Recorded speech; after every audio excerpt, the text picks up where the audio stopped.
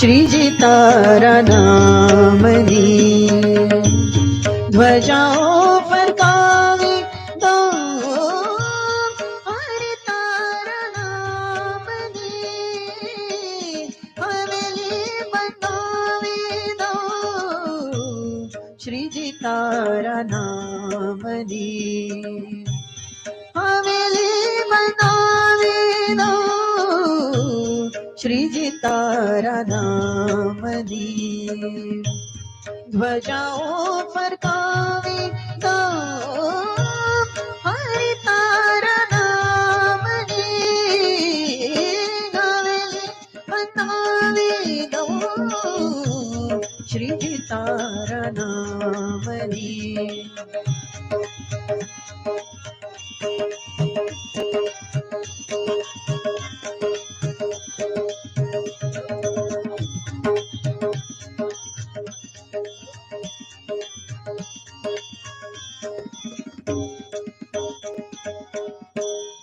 रेती प्रेम लावी हूँ तो लावी स्नेह नीटो रेड़ी ने लावणियों में चढ़ावी छे भावनी भी तो रेती प्रेम लावी हूँ तो लावी स्नेह नीटो रेड़ी ने लागणियों में चढ़ावी छे भावनी बीचो दीवालो रंगावे दो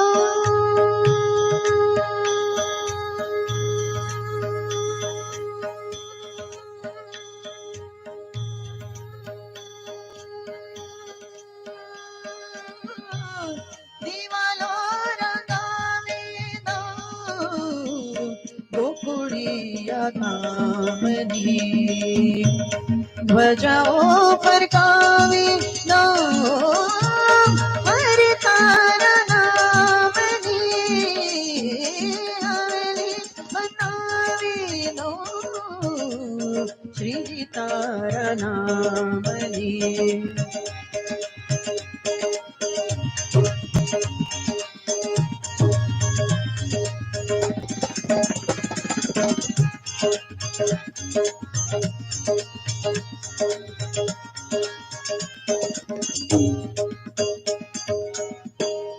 मानव तड़ा फड़िए बोलाव्या मैं देवों ने सत्संग ने अपनावी ने छोड़ी ने कूटे मोने मानव तना पड़िया बोलाव्या मैं देवों ने सत्संग ने अपनावी ने छोड़ी ने कूटे मोने हृदय मातंडारी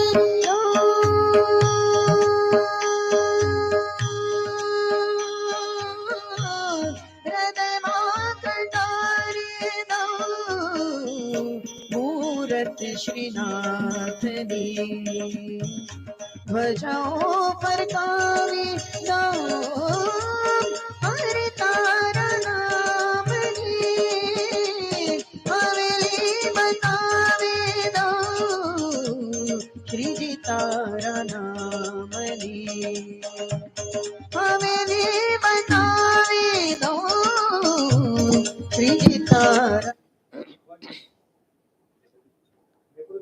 Chalo, good evening, everybody. We are pleased to inaugurate our program, Gita for today, by a group of very passionate people about Gita, because we are all very passionate.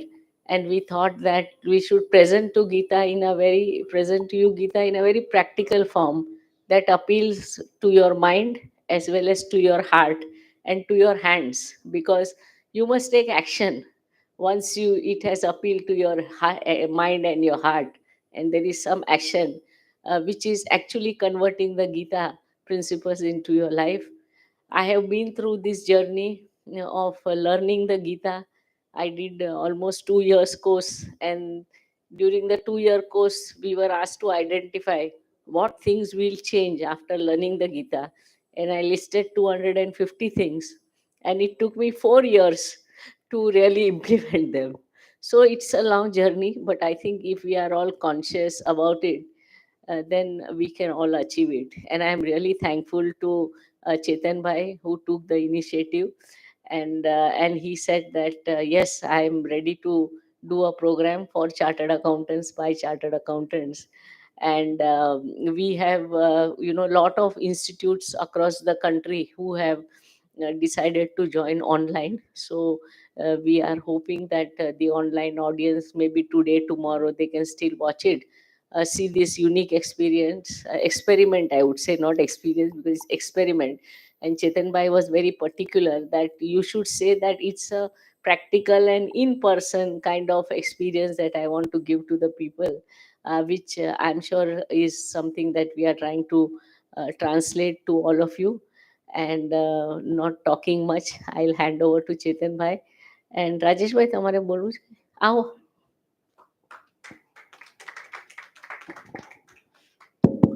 Respected Dina Ben, Swami Prempuri Maharaj, and respected audience, and see our guest, all the guests, and our speaker, Mr. Chetan Dalal, a eminent chartered accountant, and very respectable name in the Chartered Accountant Society. You know, in the era of Lord Krishna, there were two things which were, discovered or invented. तो I just speak in Hindi कि वेदों से भी उत्तम गीता बनी और स्वर्ग से भी सुंदर द्वारिका बनी, लेकिन द्वारिका अभी तक नहीं रही, लेकिन गीता घर घर में है. तो our the main thing is that the education will prevail over everything, and the noble attempt by the Prempuri Ashram with the eminent speakers will definitely reach every house.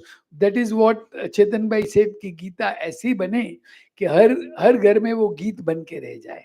I'll just hand over it to the Chetan Bhai. Thank you, Rajesh Bhai.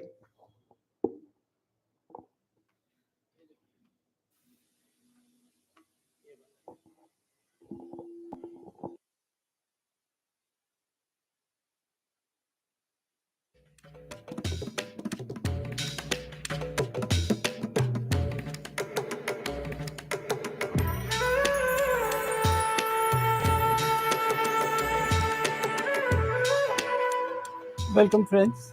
Welcome to this series on the Bhagavad Gita for the Prempuri Ashram. I am really thankful to Prempuri Ashram and its trustees for thinking of such a novel idea to reach out to everybody. This great scripture of the Bhagavad Gita has enormous wealth of information, and it's a pleasure and a privilege to be here to share a lot of good content from the Bhagavad Gita.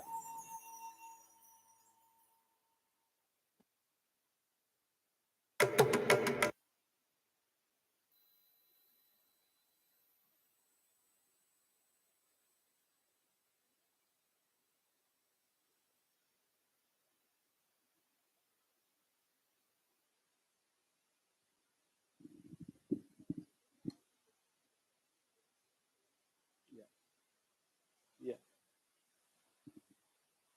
Good evening, friends. And it's a privilege and a pleasure to be here for the Prempuri Ashram, speaking about such a magnificent subject, the Bhagavad Gita.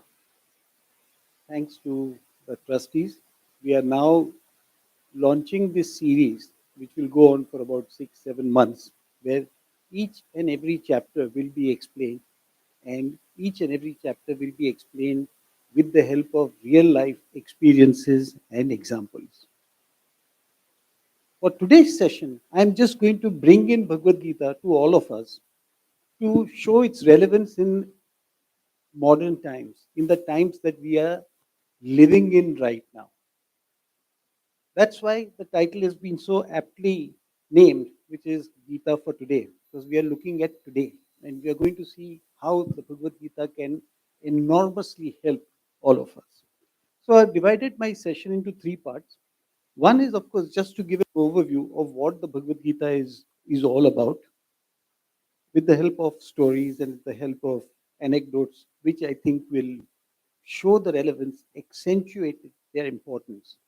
And after that, based on that, I want to give you a little overview of how this series is going to be uh, executed all throughout.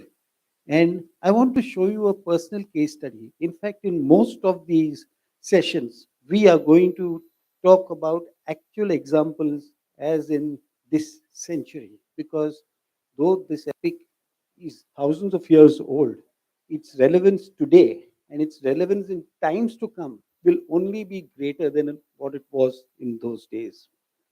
So, first thing that I would like to talk about is, why do we have to read the Bhagavad Gita?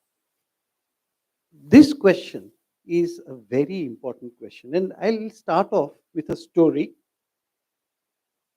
about an old man who was called Grandpa by his grandson. This grandson was very fond of his grandfather, as is usually is. All grandfathers are very close to their grandchildren.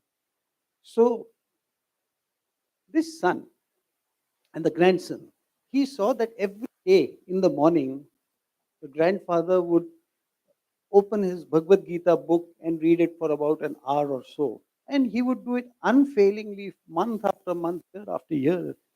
Grandson was intrigued.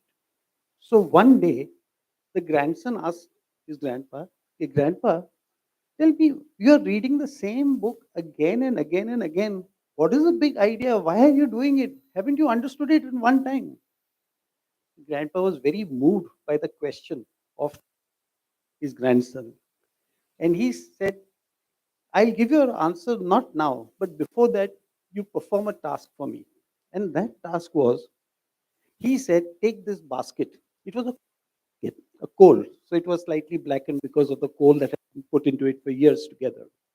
You take this coal basket, go to the nearby river, fill some water in it, and get me the water. I need that water. So the grandson was very fond of his grandfather, quickly pranced across, went to the river, filled the the basket with water, and quickly scurried home.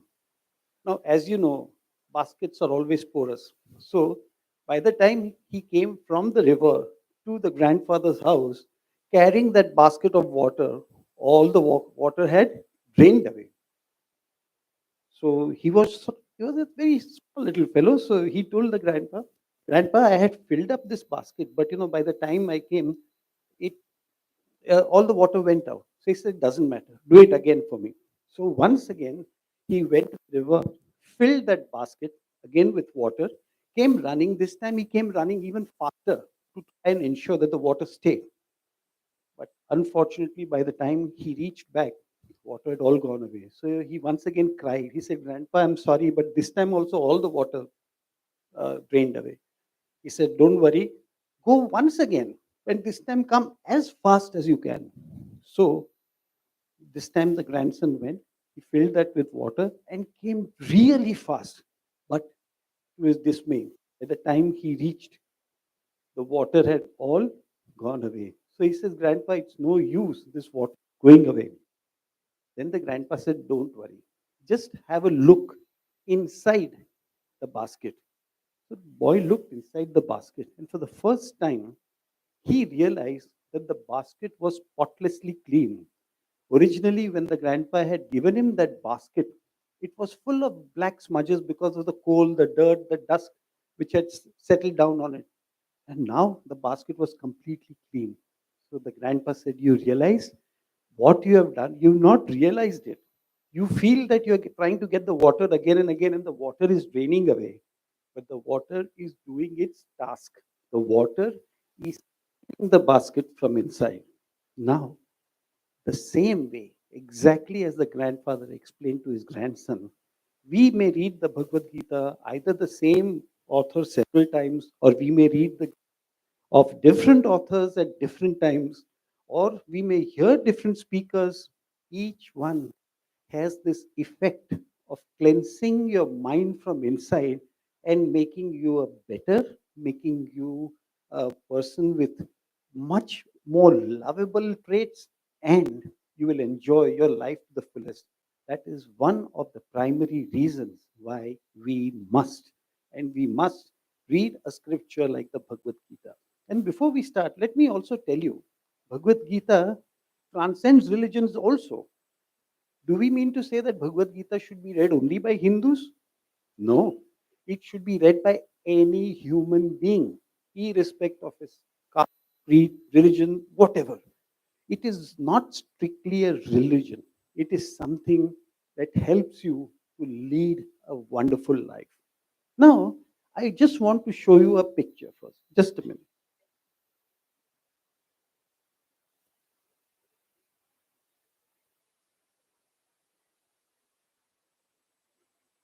If you observe this picture very closely, everybody, every one of us will feel that the top part of the picture is dark gray in color and the bottom part of the picture is, this is what our mind is telling us. This is what our physical eyesight, our perception, our vision is telling us. But is this the reality, friends? Okay, let me tell you this with a little story before I come onto this. There were there was a person, I'll call him by the name of Chetan, my own, but there was a person called Chetan. Okay, this person was a good human being. He was reasonably intelligent. He was healthy. He had a good height, a good personality. Everything was good about him. But he had one basic problem. And what was the problem? He could not make friends. Whatever he tried, whatever he did, even if he met any people anywhere, somehow he would find that no friends would stick with him, no friends would stay with him.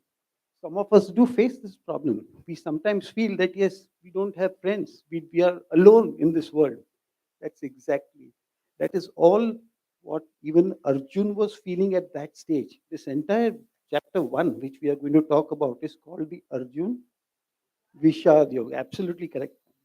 Now, this particular chapter talks about the state of mind that many of us either are still in or we go through in our lives.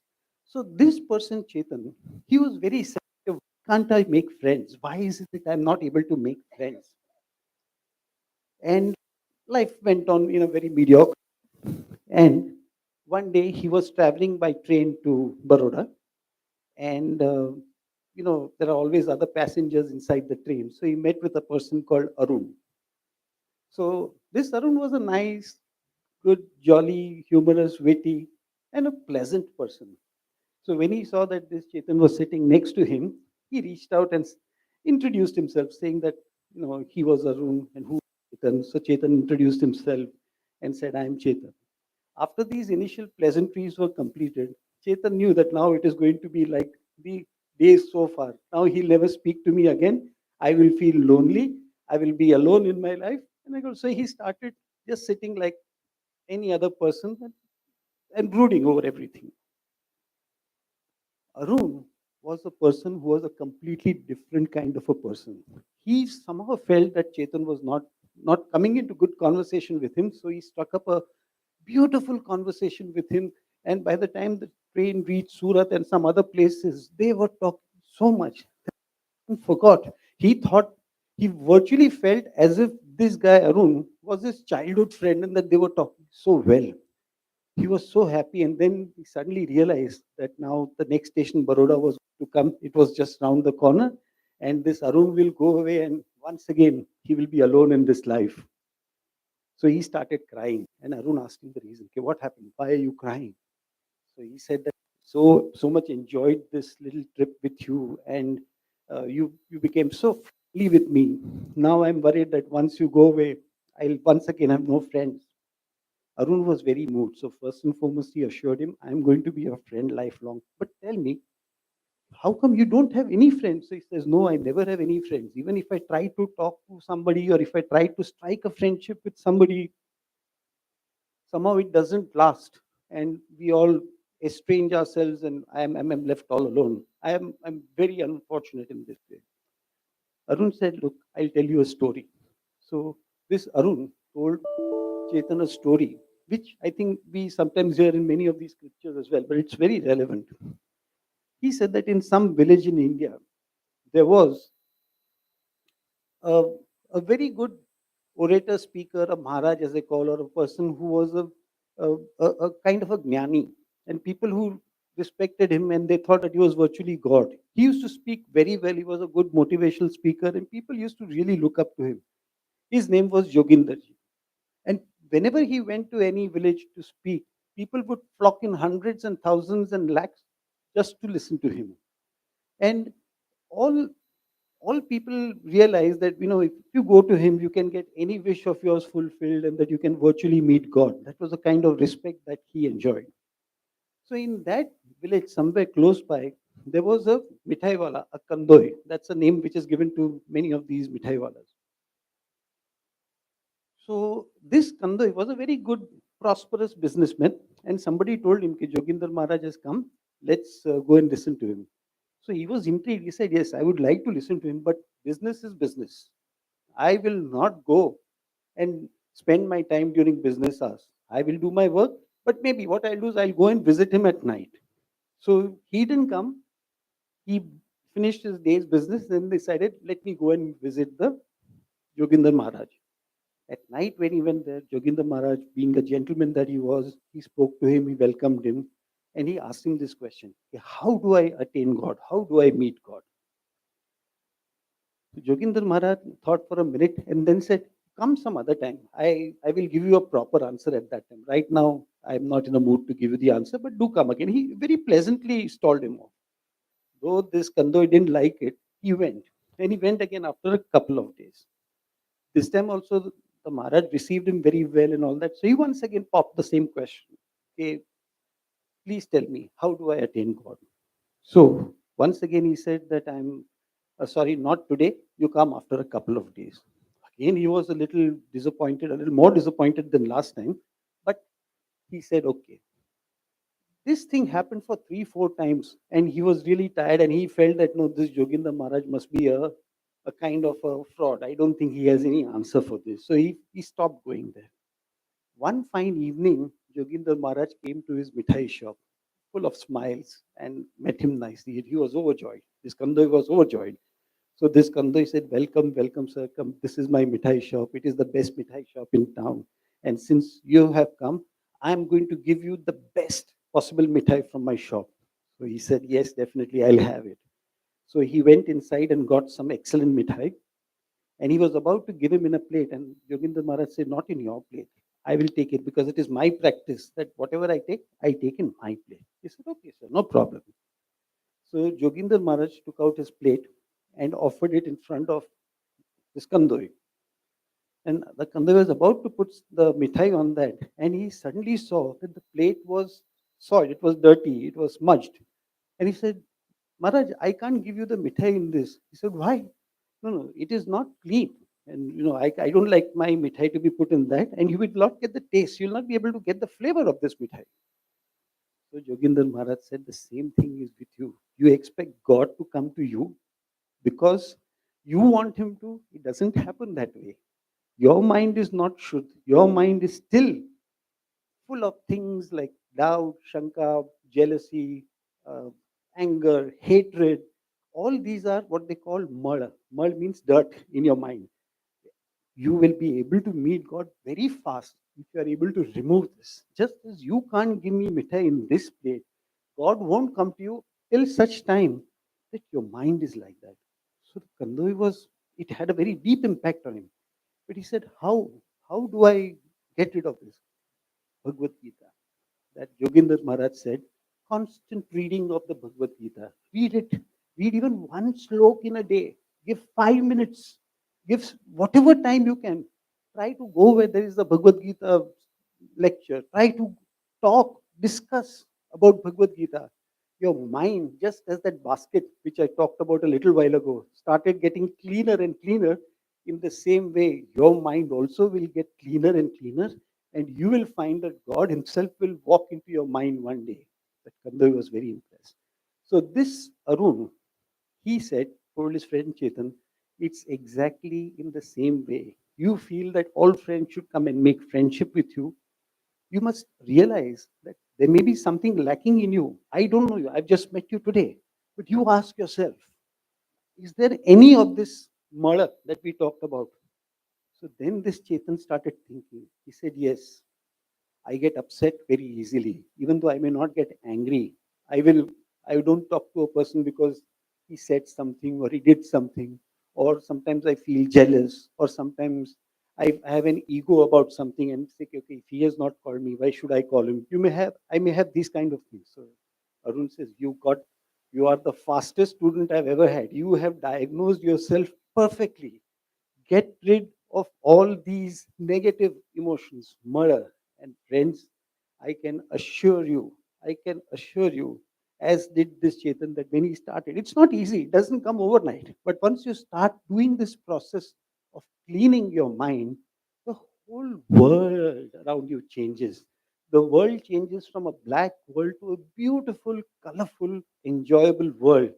You will have so many friends. You will, this life in Gujarati, we call it gulabi manas thi jaise. In the sense that you will feel people will want to come and be friends with you. And it is history, I'm told, that that person also became a president in some club after that. So that was the kind of transformation that happened after this person started doing this kind of a change in his life. So, friends, Bhagavad Gita reading has immense potential to do or work wonders on you. And friends, do please try. And at this stage, I'll just bring you back to this particular picture. When you see this picture, it you see it as dark and light. That is because of the kind of murder which is there inside. Now, supposing if we just put a little, I don't know if you can see it, but suppose if I put just this much here, can you see this much? Or if you can give me something else, or I'll put it on the screen. I'll put it on the screen. Just it like that. Okay. Now, when you see the screen, do you find whether there is any difference between the top and the bottom? They both look the same because they are the same. It was your mind, it was your wrong perception because your mind is cluttered. In your mind, there are certain defects. I'll show you some more pictures as we go across, but these are defects which do not give you the reality as it actually stands. At this stage, I want to, in order to convince you why this Bhagavad Gita reading can make a big difference, I want you to hear about my life and where I have benefited a lot. Right since the time I was a child, maybe I was about, I think, 10 or 12 years of age, I was in school and I was otherwise healthy, but I had this problem which is called the chronic rhinitis. When you say chronic rhinitis, it's like a common cold, but it is the cold which would happen every day. Like I would get up in the morning, I would start sneezing, I would have a running nose, and it would be very irritating. And also, it would look very bad. If you had a visitor in the house, or if you went somewhere, or if you had to go out, it would look very bad. That look, that runny nose kid has come again. It was a very bad situation. And my parents, they were very concerned. They took me to the best of doctors in Mumbai. Nothing happened. They took me to Ayurvedic people. Nothing happened. Homeopathic people. Nothing happened. Everything that they could try, they tried, but it didn't cure me at all. I suffered for about 30 years. For 30 years, every day morning when I would get up, you would find that I would be sneezing, blowing my nose, rushing to the bathroom, rushing to the wash basin, and just handkerchief after handkerchief, I would soil and I would be really, really into grave trouble. I was also feeling very lost, but that was life. And tried so many different things. And then somebody in my family, relatives, and maybe I must have gone out and I heard this somewhere that you must start doing some reading of the Bhagavad Gita. It's not that you have to wait for an old age. Sometimes there is a myth. People believe that a Bhagavad Gita you can start when you are 60, 70 years of age.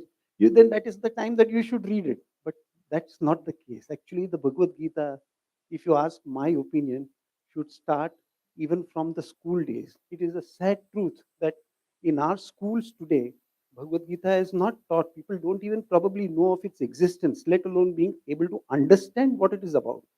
Because the Bhagavad Gita, friends, in very simple words, is a manual of life. If you buy a new television, or if you buy a new mic, or if you buy a new screen or a new computer, don't you require somebody or a manual to tell you how to use it? Even if you take a washing machine, you'll first look at the manual. Okay, you put the clothes for 5 seconds, 10 minutes, this much powder, this thing. Somebody, it's the way how to use it. But when you are leading your life, does somebody tell you how to go about it? Somebody may say, okay, be a good boy or be a good person, don't do that, don't do that. That's not enough. These are very peripheral things. To be able to understand and lead a joyful life, that's what the Bhagavad Gita is all about. So, coming back to my personal experience, I also started I mean, at least 2 decades ago, I started reading the Bhagavad Gita every day in the morning. And it takes time, no doubt. And I realized one of the things is that by reading the Bhagavad Gita, it definitely, and it is my guarantee to everybody here or watching me online, that if you do a daily reading or a regular reading, even if not daily, a regular reading of the Bhagavad Gita, it will help to cleanse your mind unbelievably, phenomenally. I don't have better words to express that, but it will be super. I started doing that, and believe it or not, I started, trying to control my anger. I'm not saying that I'm fully successful yet, but yes, if I used to get angry 10 times, I'm now able to restrict it to 3 times or maybe 4 times.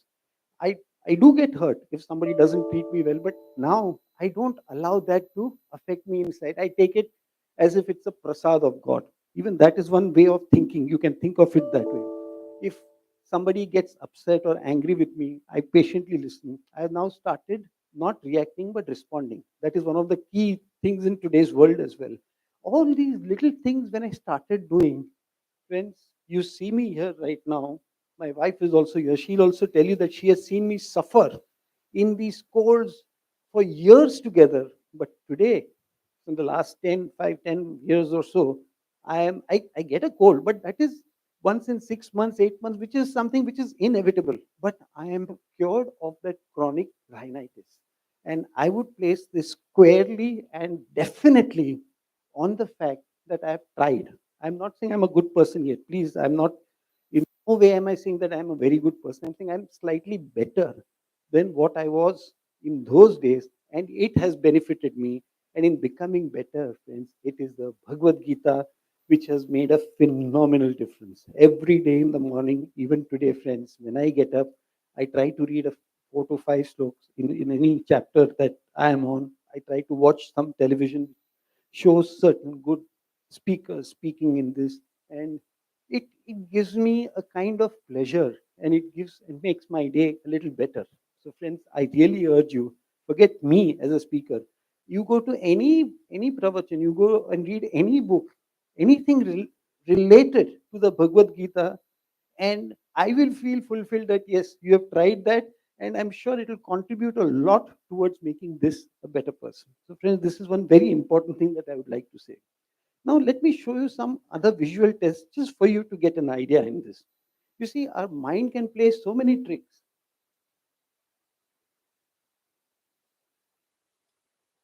One of the important things is, one of the very important things is that we must learn to think correctly. If we want to become good human beings, if we want to start improving, is we have to learn to think correctly. Friends, all of us who are here, we've all been to a school at some time or the other in our early days, right? You ask yourself, in your school, they taught you everything. Okay, what is the English language? What is your regional language? What is science? What is history? What is mathematics? All this, schools, colleges, management institutions, they will teach you brilliantly. And this is good also. But friends, that doesn't make you lead your life. I can show you plenty of people who are far more successful, who have not learned anything from any institution, but they've learned the ways of the life and the way a life is to be led. That is because they think correctly. In no school today also, as of today, will they teach you how to think correctly. When I say that Rajesh Bhai is a very good human being or a very good person, what am I talking about? Am I talking about his height? Am I talking about his dress sense? Am I talking about his way of speaking? No, I'm talking about his mind. What I mean is, he has got a very good mind. That means he has a good quality of thoughts which are coming inside. And that is what is important when you describe a person. And that description will come because he has decent thoughts which are coming in our mind. Once we get into the practice of entertaining good quality thoughts, and in this, I must also caution you that when you start thinking of good thoughts, the first thing that will come to your mind will be a bad thought, because that is the way of life. You, in this world, God, there is Ram and Ravan, there's Krishna and Kants, there's always a plus and a minus, but you have to try to veer towards the good side, and automatically with practice, and everything comes with practice, you will be able to chase out any bad thought which may come inside your mind. You may be able to even stop thinking about bad things, but it will come with practice. And the moment you start thinking good things, friends, your ability to do anything in this world will be exponentially increased. Inside us, we have a storehouse, a huge warehouse of power, of capabilities, of intelligence. Have you heard of Swami Vivekananda? I'm sure all of you have heard of Swami Vivekananda, right?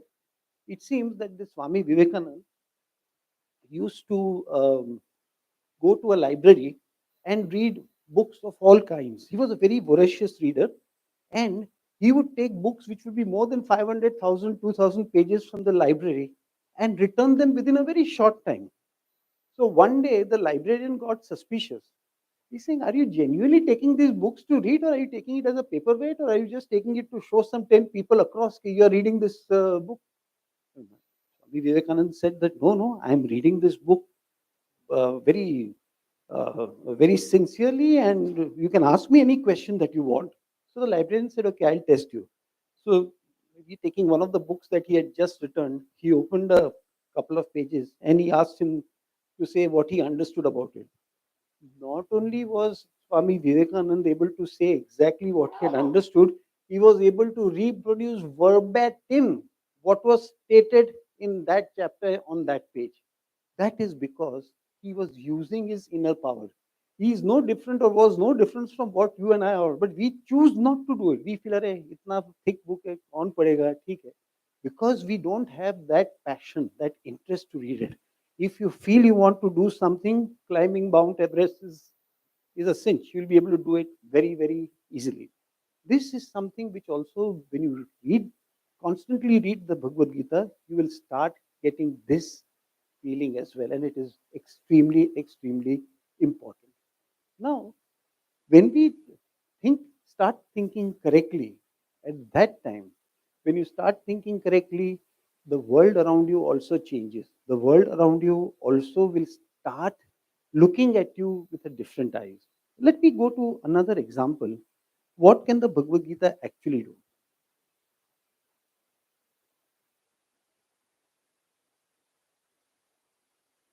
Yeah.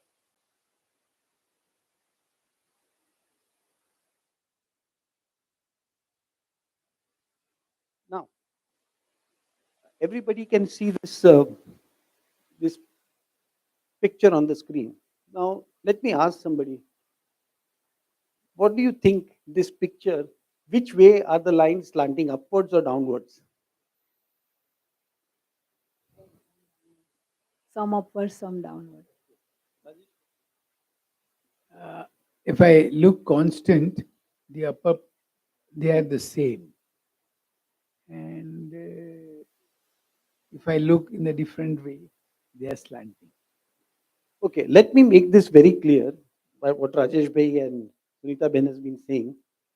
They are right in their own way. Your minds will be telling you that these lines are all slanting. That's what a mind. And even to me, when I watch it, I can tell you 100% that yes, I can say some lines like the top line is slanting upwards, this one is upwards, the next one is downwards, and so on. But friends, that is the sad part of it. These lines are not slanting at all. These lines in geometry are called perfectly parallel. But your mind refuses to believe this. Does your mind say that these are slanting? Because it says that to me also, everybody. But these are perfectly parallel. And as I told you, in our Vedic scriptures, there are three defects that all of us have been born with. One, first defect is we have murder. Murder means dirt, dirt in our mind. And what is this dirt? As I just now explained, being angry, hating somebody, being jealous. All these negative emotions are nothing but dirt.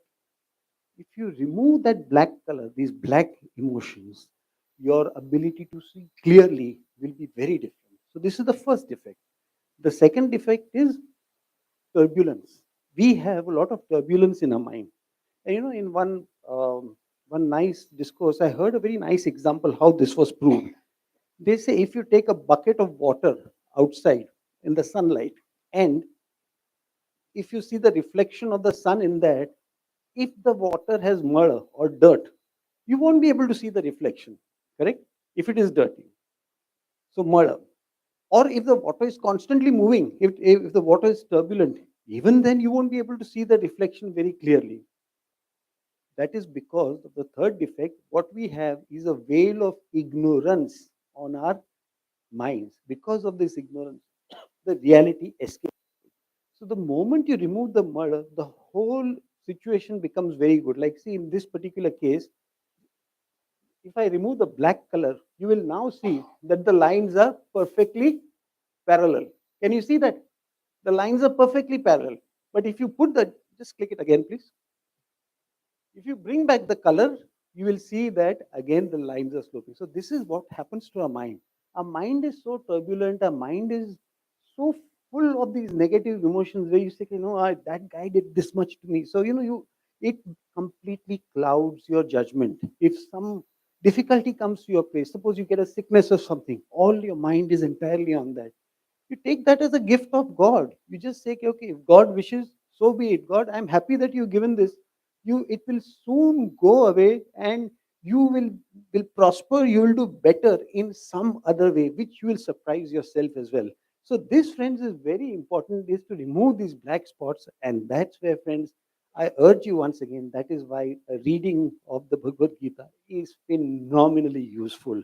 And we are all fortunate that we have been born in a country, in a place where access to Bhagavad Gita, its teachings, its literature, everything about it is so easily available that if we do not use it, it is our foolishness. So I request you, friends, that whether you like my pravachan or not, but anybody's pravachan, anybody's book on Bhagavad Gita, please, please do pick it up. Please try to make a habit of reading it. Please try to make the rest of your family, please try to make your children, your loved ones, your friends read that. And eventually we'll see that our world is a wonderful place. Next. Now, as I said, what is this Bhagavad Gita? Let's go to what it's all about. It is actually a manual or a guide, as I told a little while ago. It can do you so much of improvement. One is, I've already illustrated this with my own case, health betterment. It will phenomenally improve your health if you do a serious reading and a passionate reading. That means you should have love, you should have faith in it. Just reading it for the sake of reading it is as good as not reading it. But if you read it with an intention to understand it, with an intention to, to do or implement it, you are on the right track. You'll strengthen your relationships. You will find that you will make good friends. You'll find that you will make very strong relations with all your near and dear ones. And even if you, let's say, were to go out somewhere and meet somebody, people will instantly like you. You'll have a magnetic personality. Third, successes in life. Your successes in life will multifold increase. It is a given. But do not say that I will read the Bhagavad Gita because I want those successes. Consider them as your byproduct. It will come. It has its own place. God will never not reward you for what you have done. But don't expect God, because I did this, I need to have that. That is not what the Bhagavad Gita is. Bhagavad Gita is say, you do what is the right thing. Results may come now, it may come later. Everybody knows about the famous incident of Abdul Kalam, but I'll just tell you. When Abdul Kalam originally wanted to go into the Commando Air Force, and he applied for the exam. He studied really hard, not hard, but really hard for it. And there were 8 seats in that. And the poor man came ninth. And I'm given to understand, reading from the net and all that, he was driven to virtually ending his life. Whether it is true or that extent, I don't know. But it was really, he took it very seriously and he asked God, "Okay, what was it that was lacking in my effort to do this? Why did I not become this or get this pilot?" And he was lucky that he met Swami Shivananda and some things happened and he was brought back on task. And eventually, God rewarded him where he became the entire number one captain of all the pilots of India. So the reward that he got was 100 times more than what he had he been admitted as a commando pilot. So this is what we are saying, that you may not get results, you may get negative results. But they say while Sukh is the prasad of God, Dukh is the Mahaprasad of God. Please keep that in mind. Okay. It helps you in confidence building. I'll tell you a very nice story about this confidence building. I've also heard this in many Pravachans, but it is very apt.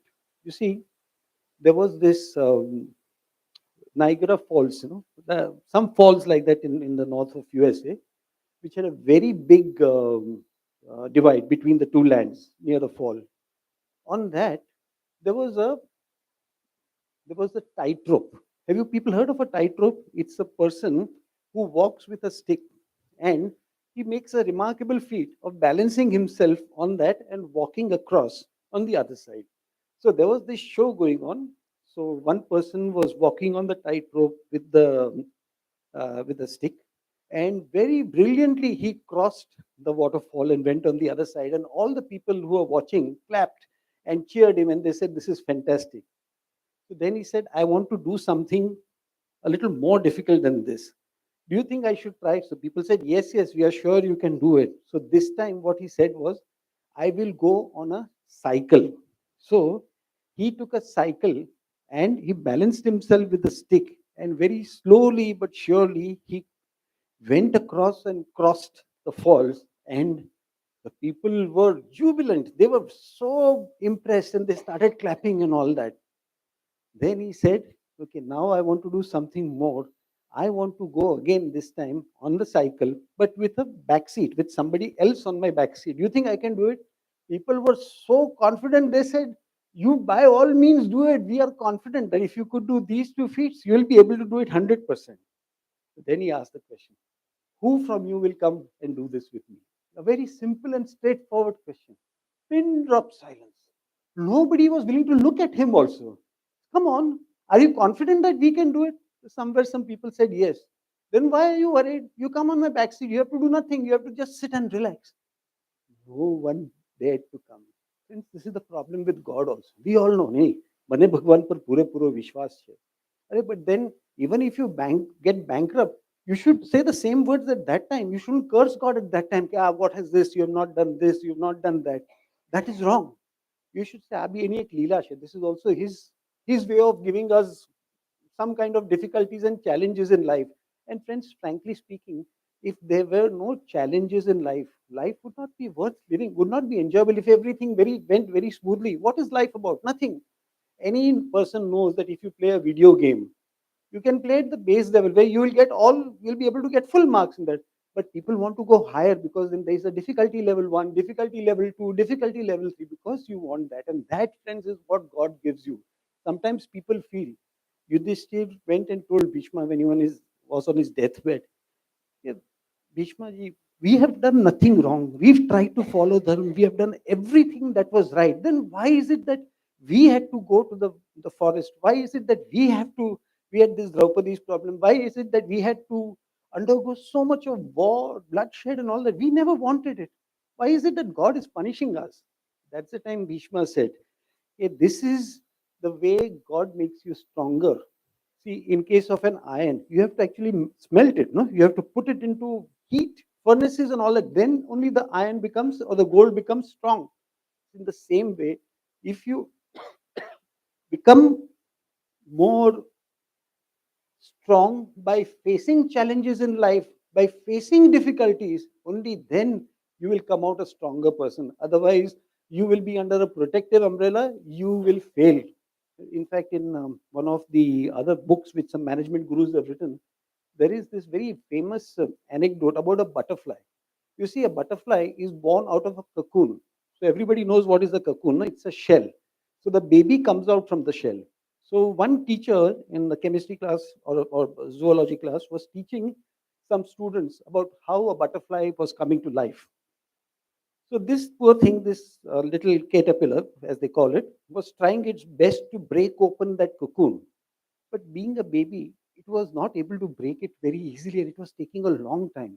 So one of the students, felt sorry for it. So what the student, while the teacher had just gone out, he took a pair of scissors and he broke open the cocoon for that, and the butterfly could come out. But sadly, within just a few seconds, it flew a little bit, 1 foot in the air, fell down towards death. And then when the teacher came in, he explained that cocoon is meant to be hard and difficult because that is the way the circulation of blood inside the body of the butterfly goes on. It becomes stronger and is able to meet the challenges of life. By making this easy, you have actually killed a butterfly. So this is where in life you make it easy for your kids. You pamper them. You don't give them. If you have to give them a slap at times, by all means you should. But this is something that is often missed out, friends. So this challenges in life, building confidence is something which comes by reading the Bhagavad Gita.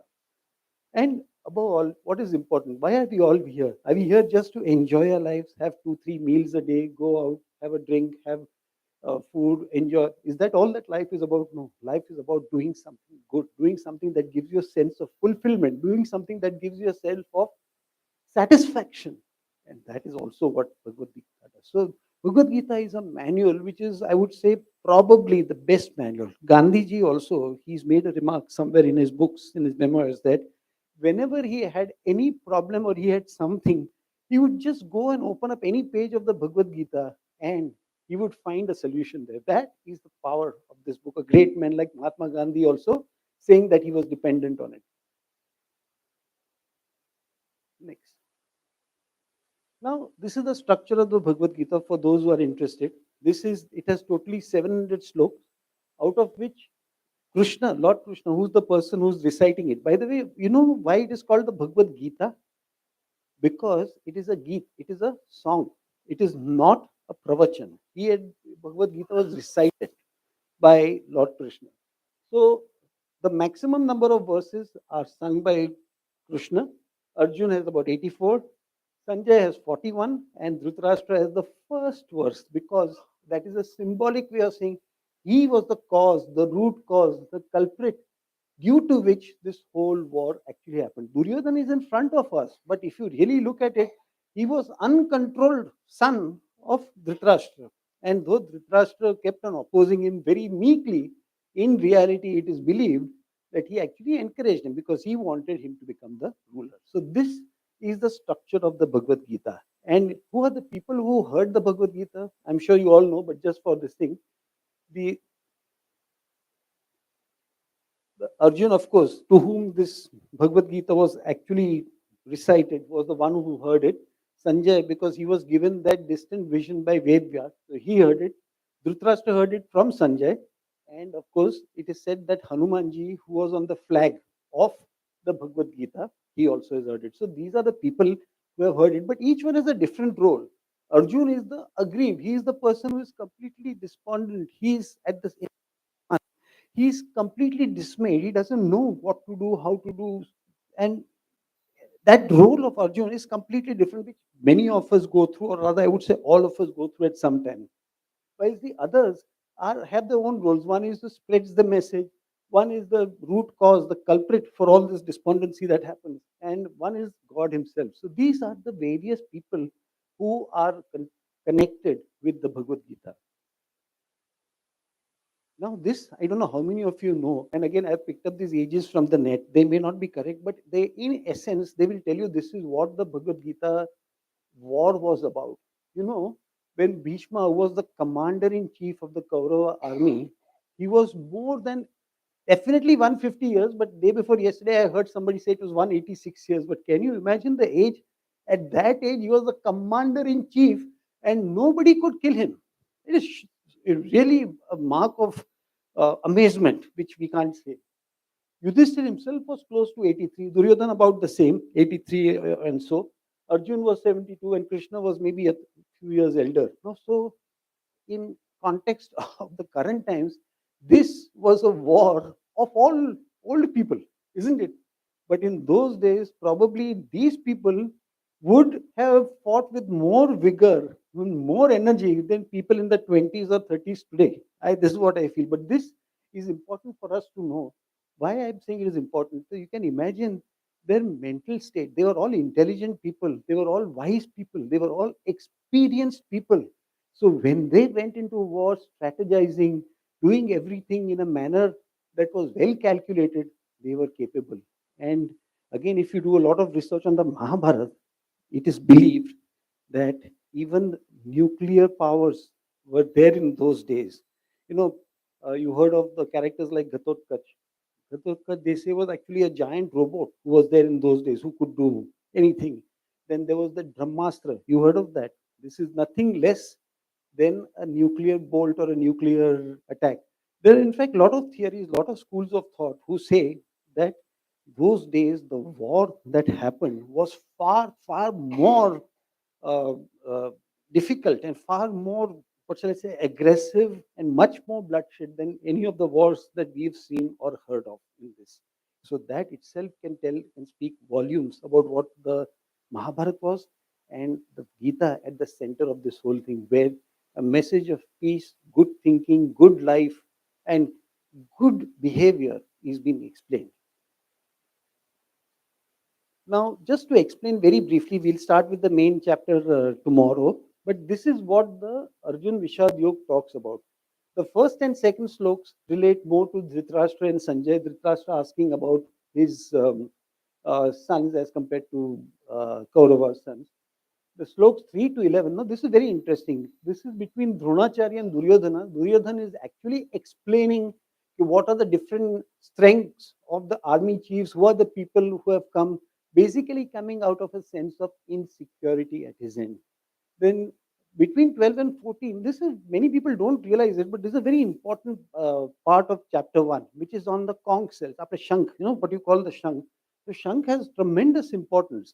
And one of these days, we'll go into the details of that also. There are a lot of good things that we can talk about this. So not only Bhishma, but Krishna, Arjun, Bhim, Yudhishthir, everybody blew their own conches. And the whole battalion over there, they started playing rolls, nagaras, pakhawaj, kettle drums, and whatnot. All these have a significance. They are not just there for the sake of being explained, but there is a significance in this.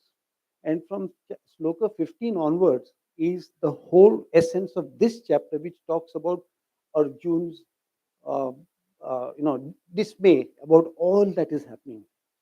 So let's just quickly go through it. Yeah. So in the first two slokas, what is very clear is Dhritarashtra, it is shown, what the chapter shows is that Dhritarashtra is more concerned with his own children. So he distinguishes what are my children doing along with Pandava's children. So this shows right from beginning what we call bias or prejudice in the word. Next. Now, this he Duryodhan goes and says, okay, look, this army is like this person is like this, Arjuna is standing here, our people are so strong. And about 8-9 sloks, he just talks about the various people there. But surprisingly, there is no response, zero response from Dronacharya.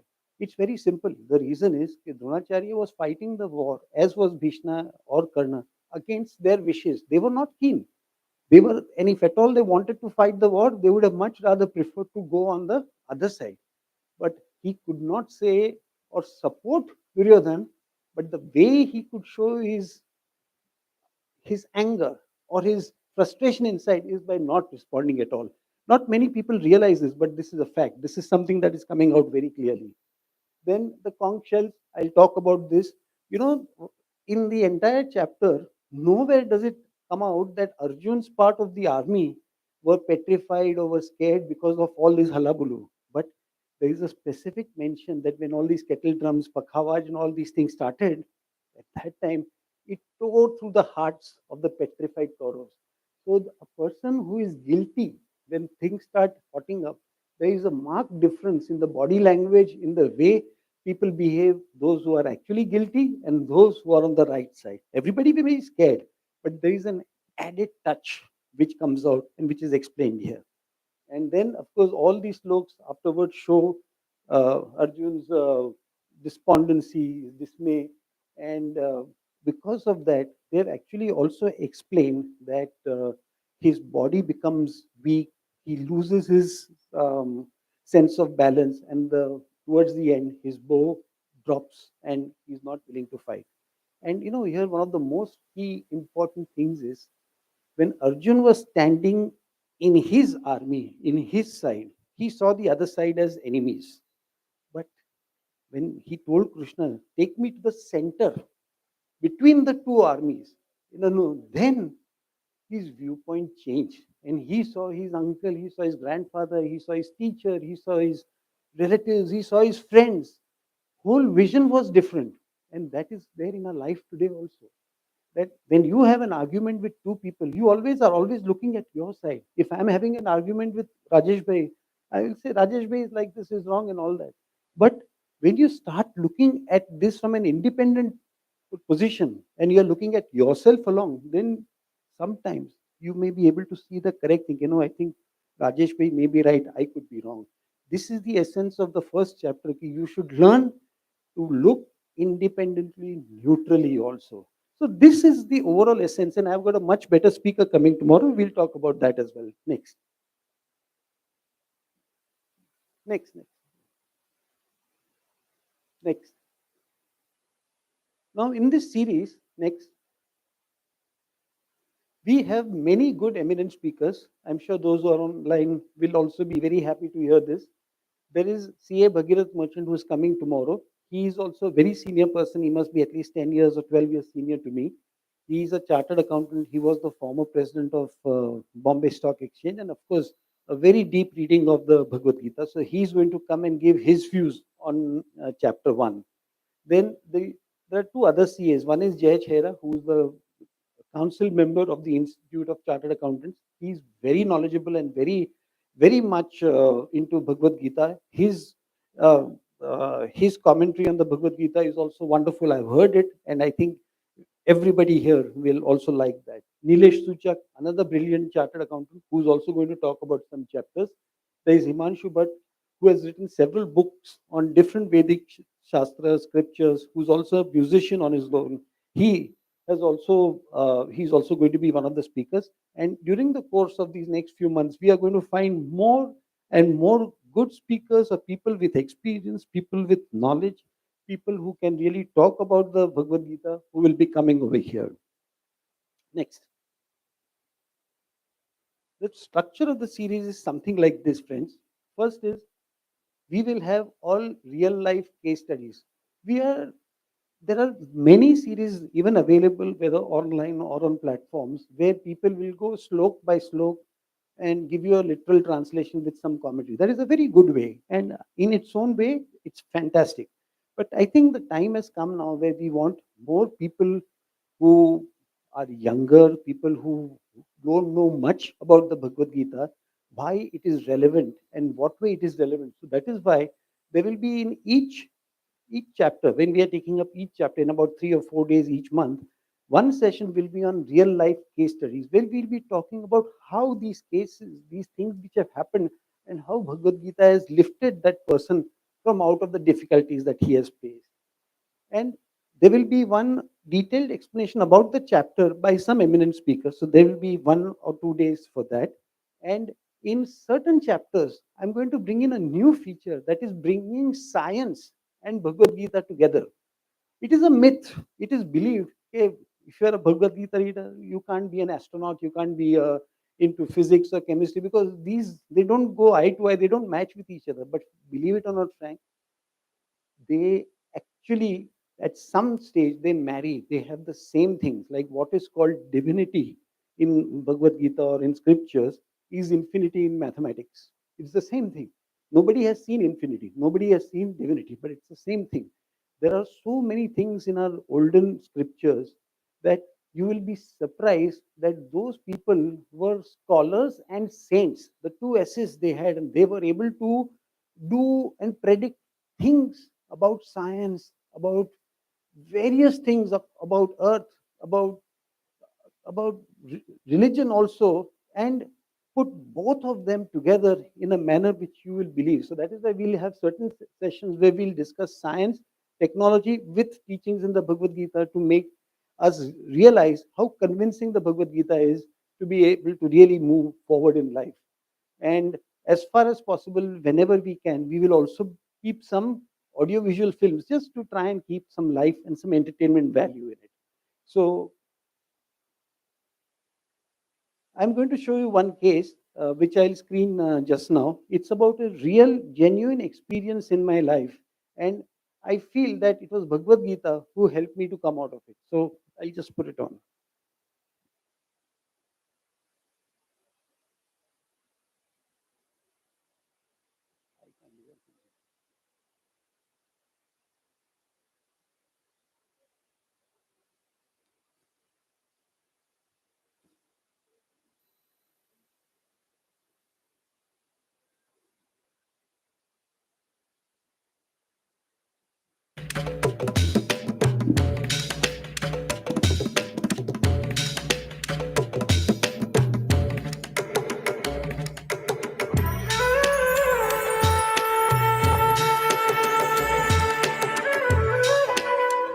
Welcome, friends. Welcome to this series on the Bhagavad Gita for the Prempuri Ashram. I am really thankful to Prempuri Ashram and its trustees for thinking of such a novel idea to reach out to everybody. This great scripture of the Bhagavad Gita has enormous wealth of information, and it's a pleasure and a privilege to be here to share a lot of good content from the Bhagavad Gita. Hello, friends. In this particular episode, I am going to talk about having confidence in God and doing the right things in life. You've probably heard of the famous story of William Tell, where, being a fantastic archer, he was told that his life would be spared if he could actually shoot an arrow in an apple which would be placed above his son's head. Can you imagine the emotion of this person, however good an archer he may have been, to be able to actually put an arrow, shoot an arrow from a bow on an apple which was standing on his son's head? But the son had the confidence, and the son said, "Please go ahead. I am standing." And he stood upright. And the skills and the talent that William had, he was able to shoot that arrow perfectly into the center of the apple. His son didn't get affected, and he was spared. Friends, there is a very important lesson in this, both from the point of William Tell as well as his son. His son had the confidence in his father to say that, "Father, I'm not afraid. You can put the arrow. I'm sure, knowing that you're such a good marksman, you will be able to shoot the arrow correctly." Friends, in life, we should have faith in our close, near, and dear ones. And with their support, with their help, we can face virtually every challenge, every kind of difficulty that you may face in life. Even if the most difficult challenge comes across to you, do what your conscience tells you to. In the entire Bhagavad Gita, Krishna is the conscience. See, Krishna himself didn't have any arms. The same way our conscience doesn't have any ability to stop us from doing anything. It can only guide you. It can tell you either do this or don't do this. It will not go beyond that. Krishna also did not go beyond that. He never told Arjun that, okay, I'm going to take the bow and arrow and I'm going to shoot somebody. He did not help, but he only advised. And that Krishna in Bhagavad Gita is nothing but a conscience. Have faith in our conscience, have faith in our own selves, and have faith that God has made us with something. We may be better in something, we may not be good in something. Accept it gracefully from God. And I promise you, friends, life will be wonderful, enjoyable, and smooth. I'll give you an example, my own self. At the age of 24, I became a professional accountant. And the day I became a professional accountant, I was under the impression that life would be a bed of roses. I'll have a whole lot of clients coming to my office, and people would say, okay, please sign our accounts, please advise us, please do this, please do that. And I expected my income to just mushroom out. But friends, the sad truth was, to get clients the right way, to earn money in an honest manner, is not easy in this world. Within 6 to 8 months, I realized that life is not a bed of roses, and my coffers were empty. Then the world, they gave us the options and choices. People, friends, relatives, though they meant well, they did not always give me the right advice. They said, Chetan, you must learn to be practical in life. You have to please a client, you have to do something to get money. So some senior people, they told me, you have to do this, you have to go and bribe her, you have to go and do certain things which may not necessarily be absolutely fair. They may be transgressing the right things, the ethical things, but this is life. You have to be practical. So at that tender and young age, it had a very strong impact on me. And I started doing some small little things. And to my surprise, because I was a competent person in my own humble way, I was able to earn money. But then it was like a man-eating tiger. Once you taste blood, you want more of it. So I started going deeper and deeper into this. I started doing virtually every wrong thing. Friends, I'm standing here before you, admitting in total honesty that there was a time when I did all the possible wrong things just with a simple motive of making money. And that I did. That I was able to do. Life went on. And a few years later, I was doing all these wrong things and I was getting money also.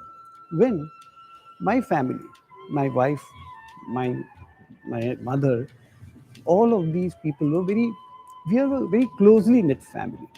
And my wife told me, she is also a chartered accountant. She told me, we are earning money, no doubt, Chetan, but in what way? What sort of people are we dealing with? What sort of people are coming into our house? You had a decent academic record.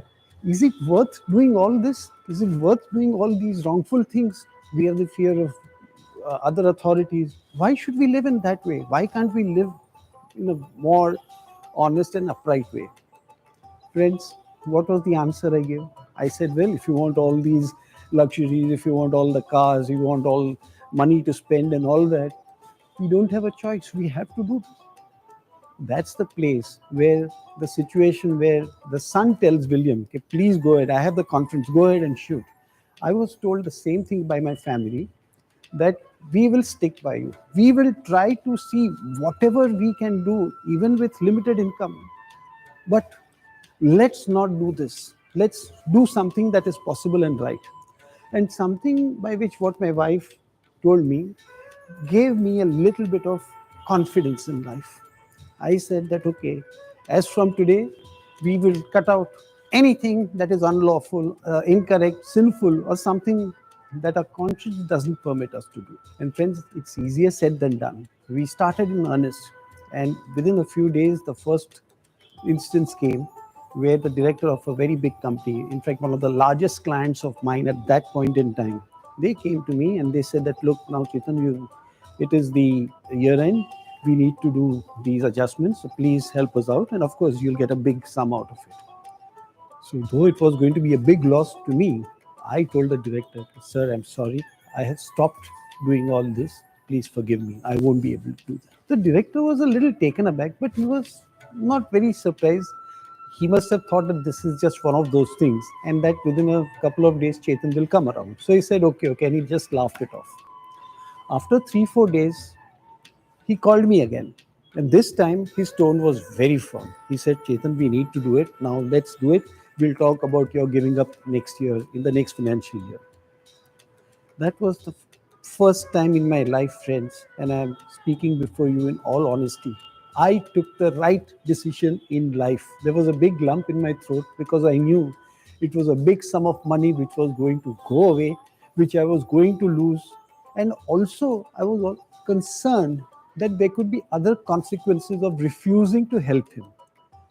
So, first time in my life, somewhere that little bit of sattvic content which was there in me came out, and I said, "That's no, sir, I won't be able to do it." So this time, his tone was not friendly at all. Chetan, you are my friend. I'm telling you, I'm suggesting this to you in all friendliness that please, please do not say no. The consequences will be bad. I, I took the name of God and I said no. I was very firm. And he said, "Okay, Chetan, if you're not there, there will be a lot of other people who will help. But I'm afraid that all the other good work that you're getting from here will also go away. We want a one-stop shop. If we are getting something done, you have to take the good with the bad. You're going to do it, most welcome. If you're not, we'll go somewhere else." The threat was very clear that I would be thrown out. But with a lump in my throat, I went back. I said no. I went back, told my wife. And both of us were very dismal because we knew that hereafter, if this particular business went away, our income would completely come down to rock bottom level. I had two young kids at that time. This is way back. I'm talking of the late 80s, early 90s. And my mother was still alive, and we would have no income to go by. But that's where again I bring you back to the example of that William Tell, where the son says, "Father, go ahead and shoot. I have confidence that you can do it." My family, my wife, she said, "You have been a good professional accountant. You had a good academic record. We are confident that life will turn around, that you will do well." So, of course, we all decided we'll go ahead, but in the heart of our hearts, we knew that everything is easier said than done. And the next few weeks went very dismally.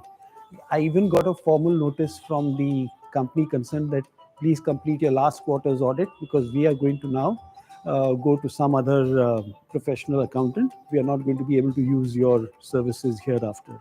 And the world started coming down. When such a big client goes away, life is not quite the same.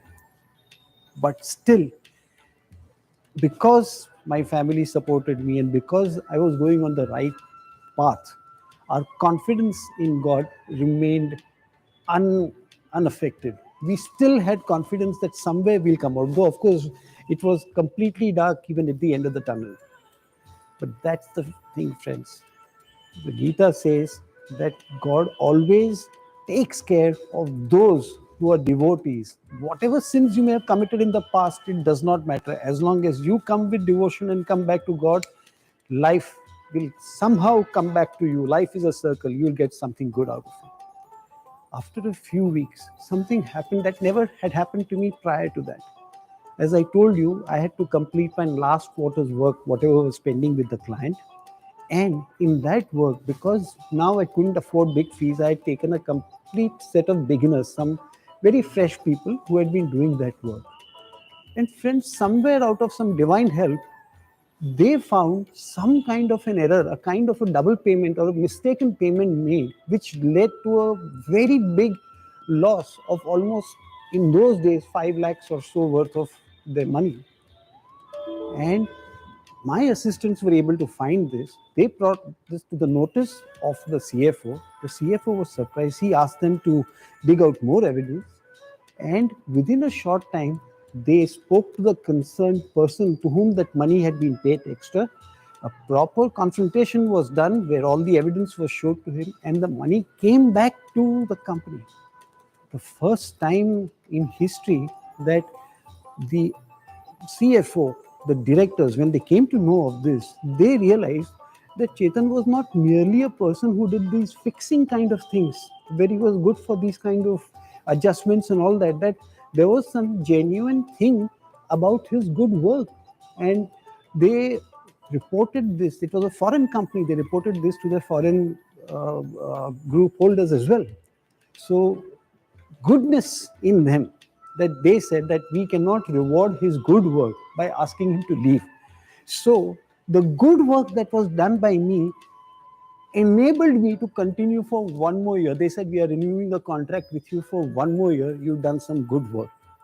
And that's the first time we breathed a little easier, because at least having that same income for another 1 year gave us that confidence that now we'll be able to sustain and we'll be able to look for more avenues of work. You know, friends, this is a fact that when you take one step towards God, God doesn't take just one step, He takes 10 steps. Somehow this work of our having found something that was wrong, something that was fraudulent and which benefited the company, spread around, and by word of mouth principle, I started getting some new clients, to such an extent that thereafter the company itself where I was doing this work, they had such a big fraud in some different part of India and Calcutta. They refused to go to any of the bigger firms. They said, no, we will go to Mr. Chetan Dalal only, because he was the one who got that other fraud. He will do this investigation for us over there. And in that assignment alone, I got at least 5 times the fees that I would have got for 1 year in that. And I was really, really, thankful to God that somehow things are opening out, things are better. And the same company which had showed me the marching orders to say that now on you will not work, they recommended that we want only this person to do this. And believe it or not, friends, I'm standing here before all of you who's watching this, is that from that day till today, friends, I have never had to go and beg for work. Maybe I get less work, maybe I get more work, but I get it on my own, because God has made it for me. God has provided it for me, because I have decided to take this step where I want to walk on the path of truth. Initially, friends, I agree with you. It's difficult. That confidence doesn't come. But we are all good people, essentially. We all have the good traits in us. We have to make sure that the sattvic traits are encouraged. The good parts of what we have are encouraged. Automatically, life will fall into place. Challenges in life will be there. You will find difficulties.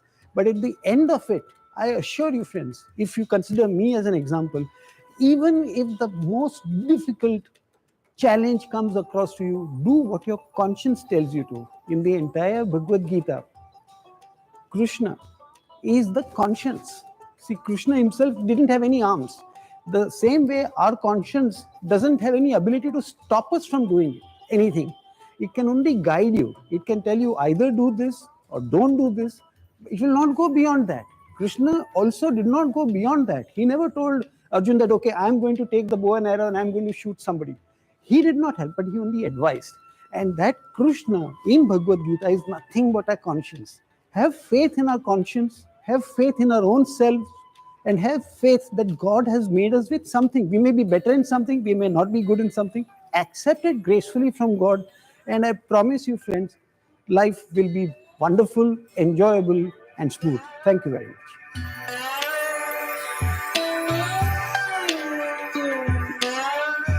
Hello.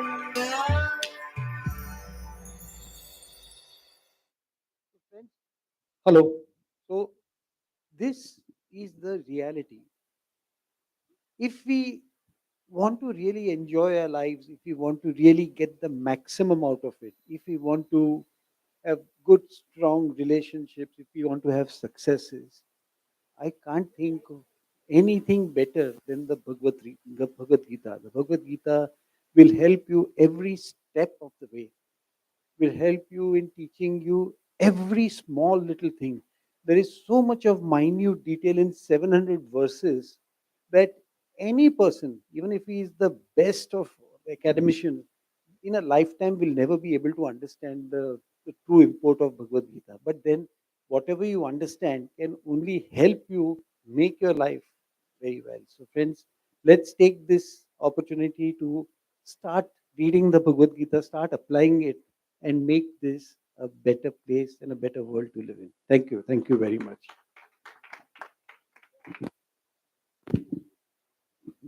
So this series we have launched today, and I'm very happy to announce that tomorrow, that is the 4th of February, same time, same place, we'll have an eminent speaker, Mr. Bhagirath Merchant, who's also a chartered accountant. He will be explaining in detail chapter 1. And tomorrow and day after, we are going to have the same session.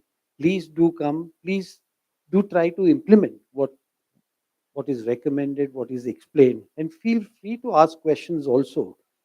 If you feel, we can always stay back also at the end of the session to talk or discuss anything. But God bless you. Good night. Thank you.